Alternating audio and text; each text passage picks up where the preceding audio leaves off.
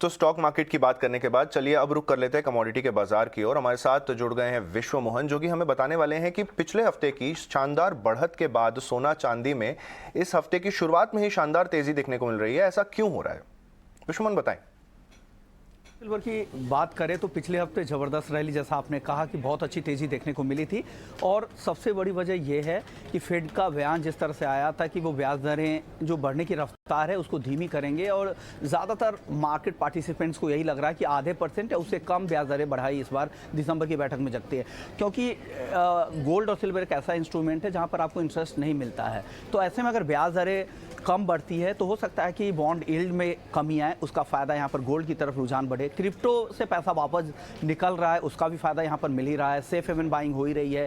साथ ही चाइना में जिस तरह से वहाँ पर कोविड नियमों में छूट दी जा रही है, इससे लग रहा है कि चांदी को ज़्यादा फ़ायदा होगा, क्योंकि चांदी एक इंडस्ट्रियल मेटल भी है और प्रेशियस मेटल है। तो इंडस्ट्रियल डिमांड अगर बढ़ती है तो चांदी को सीधा फ़ायदा होगा। तो हम देख रहे हैं कि उसी का फ़ायदा यहाँ पर मिल रहा है। और गोल्ड अब सिर्फ 2000 रुपये दूर अपने रिकॉर्ड स्तरों से है। 56,191 का हमने जो रिकॉर्ड हाई देखा था MCX पर, उससे सिर्फ 2000 के नीचे है। चांदी की बात करें तो चांदी भी पिछले 3 महीने में 14,000 रुपये से महंगी हो गई है। आज इंट्राडे में 67,300 रुपये के ऊपर पहुंच गई। तो कुल मिलाकर माहौल अभी पॉजिटिव बना हुआ है। देखते हैं ये रैली कहां तक जाती है। जी विश्व मोहन, और बने रहे हमारे साथ।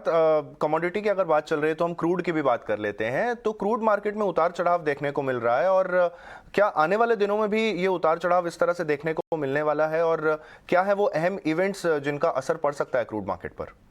के लिए काफ़ी इवेंटफुल पूरा 1-2 हफ्ता, या कहें तो पूरा ये विंटर का जो सीज़न है वही रह सकता है, क्योंकि जैसे जैसे हम विंटर की तरफ जाएंगे तो अलग तरह की हीटिंग डिमांड नेचुरल गैस के लिए आएगी, उसका फ़ायदा क्रूड को भी मिलेगा। ओपेक प्लस की बैठक जो थी वो अनुमान के मुताबिक थी, हालांकि अब वो आगे फरवरी की बैठक में इस बात का फैसला करेंगे कि और ज़्यादा अगर उत्पादन में कटौती की ज़रूरत है। अब सब पूरा ध्यान अब G7 देशों का जो प्राइस कैप है $60 प्रति बैरल का, उसका क्या असर होता है। क्या रूस की तरफ से कुछ रिटेलिएटरी कुछ इस तरह के एक्शंस लिए जा सकते हैं, उसका क्या असर होगा। साथ ही यूरोपियन यूनियन की तरफ से जो क्रूड एक्सपोर्ट जो रूस की तरफ से होने वाले हैं उस पर पाबंदी की बात की जा रही है, और रूस का कहना है जो भी देश इस तरह की पाबंदी या प्राइस कैप को सपोर्ट करते हैं वो उसे सप्लाई नहीं करेंगे। ऐसे में भारत और चाइना जो सबसे बड़े अहम इंपोर्टर है, वो उनसे किस तरह की डिमांड रहती है। तो तमाम ऐसे फैक्टर्स हैं जो क्रूड कीमतों को आगे ड्राइव करने वाले हैं। साथ ही आप जानते हैं कि महंगाई के नंबर्स आएंगे, US फेड की बैठक है दूसरे हफ्ते में यहाँ पर दिसंबर के दूसरे। तो तमाम ऐसे फैक्टर्स हैं जो क्रूड कीमतों को ड्राइव करेंगे।